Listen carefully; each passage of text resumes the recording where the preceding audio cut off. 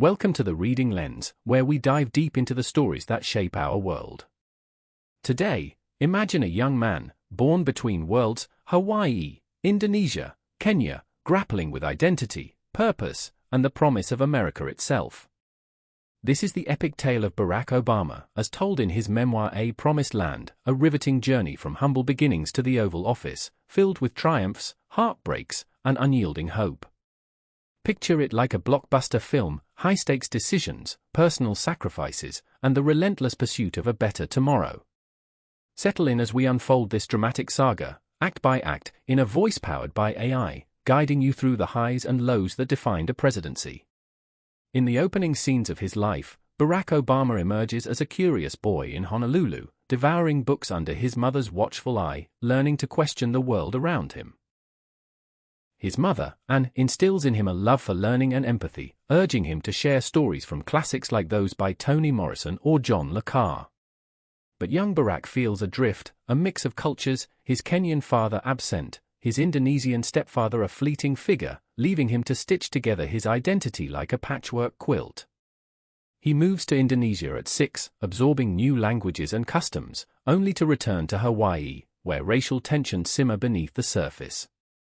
These early years teach him a profound lesson: enthusiasm can bridge any gap, making up for deficiencies in skill or background. Motivated by this, he heads to Occidental College, then Columbia, where he confronts his own laziness and self-doubt, purging softness through rigorous self-improvement, workouts, reading, and a drive to connect with something larger than himself. The narrative intensifies as Obama arrives in Chicago, a city of grit and opportunity, to become a community organizer. Here, in the shadow of steel mills and struggling neighborhoods, he knocks on doors, listens to tales of lost jobs and broken dreams from pastors and residents alike.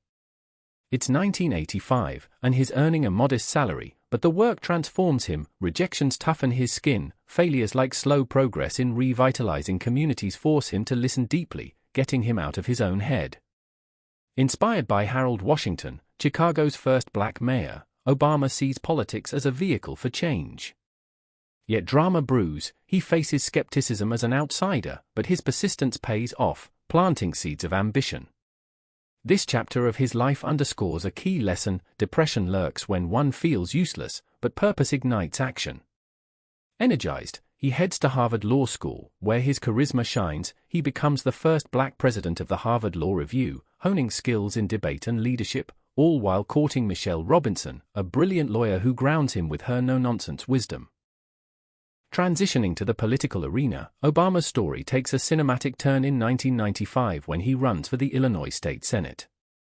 Winning the seat, he navigates Springfield's corridors, a place of hidden deals and daily grinds, commuting long hours while listening to audiobooks to stay sharp. But ambition clashes with reality. In 2000, he suffers a humiliating defeat in a congressional primary, plunging into debt and straining his marriage to Michelle, who worries about their young daughters, Malia and Sasha. This dark period reveals his ego's role in the loss, teaching him humility. Politics isn't just about ideals but the messy art of compromise. Undeterred, he sets his sights higher, running for U.S. Senate in 2004. The drama peaks at the Democratic National Convention, where his keynote speech electrifies the nation. There's not a liberal America and a conservative America, there's the United States of America. Overnight, he's a star, winning the Senate seat handily. As a freshman senator, he focuses on being a workhorse, delving into foreign policy with trips alongside Richard Lugar to curb nuclear threats, building a team including speechwriter Jon Favreau and Chief of Staff Pete Rouse. These moments motivate with a reminder: the power to inspire is rare, and when time chooses you, seize it. The plot thickens with the presidential campaign, a whirlwind of hope and hurdles. In 2007, after soul-searching and encouragement from Ted Kennedy, Obama announces his candidacy in Springfield, echoing Lincoln. The race is grueling, every word scrutinized, long days on the trail with aides like Reggie Love providing levity amid exhaustion. Drama unfolds in Iowa, where his team opens offices in all 99 counties, deploying hundreds of organizers. At the Jefferson-Jackson dinner, his speech, raw, emotional, propels him to victory, proving people are moved by stories, not just facts. But challenges mount. Losses in New Hampshire, racial tensions amplified by reverend rights controversies, forcing Obama to deliver his poignant "A More Perfect Union" speech in Philadelphia, addressing America's racial wounds head-on. Against Hillary Clinton, the primary is a nail-biter, but his win showcases resilience, embracing allies across divides, appealing to shared interests. The general election against John McCain brings more turmoil. The 2008 financial crisis erupts, with Lehman Brothers collapsing, demanding Obama pivot from politics to statesman, collaborating on bailouts. His motivational mantra shines: in crises, he feels steadiest, channeling calm to lead. Victory Night in Grant Park marks a triumphant crescendo, Obama elected as the 44th president, the first African American to hold the office, a beacon of progress amid tears and cheers. Yet the presidency's drama begins immediately, inheriting a Great Recession, with millions facing foreclosure. He assembles a powerhouse team, Tim Geithner at Treasury, Larry Summers as economic advisor, and pushes the stimulus package through Congress, a $800 billion lifeline saving jobs but drawing fierce Republican opposition. Political intrigue abounds, filibusters, Tea Party backlash, painting him as a socialist. Amid this, personal reflections ground him, nightly prayers for guidance, reading 10 citizen letters to stay connected, reminding him of empathy's power in leadership. A pivotal scene, the healthcare battle for the Affordable Care Act. Months of negotiations, town halls erupting in anger, Scott Brown's Senate win threatening it all. But Obama persists, twisting arms in Congress, passing the ACA in 2010, a motivational triumph providing insurance to millions, teaching that progress comes in small, unseen steps, requiring patience against partisan gridlock. Foreign policy adds layers of tension and moral weight.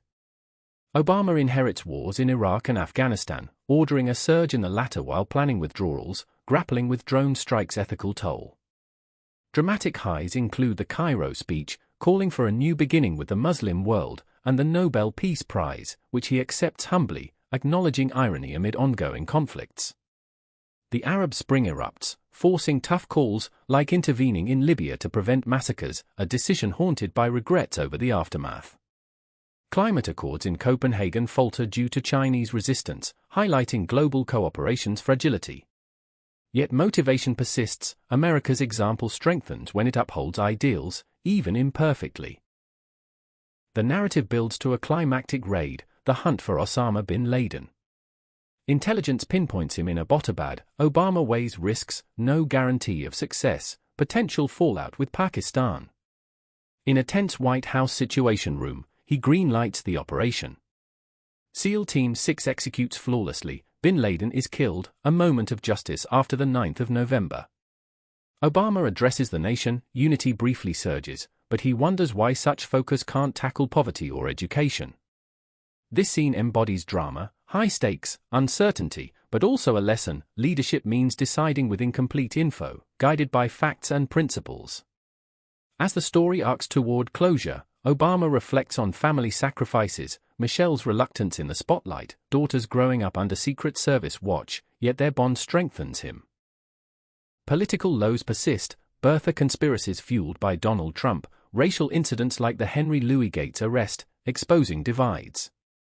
But through it all, his belief endures: democracy thrives on trust, a social compact solving big problems together. And so, as the credits roll on this first volume of A Promised Land, we see Barack Obama not as a flawless hero, but a man who dared to hope, facing impossible odds with grace and grit. Viewers, let this tale inspire you. The promise of America lies in each of us, in listening, persisting, and uniting for change. If one young dreamer from diverse shores could rise to lead, imagine what you can achieve. Thank you for joining the Reading Lens. Subscribe for more epic book journeys, and remember, your story matters too.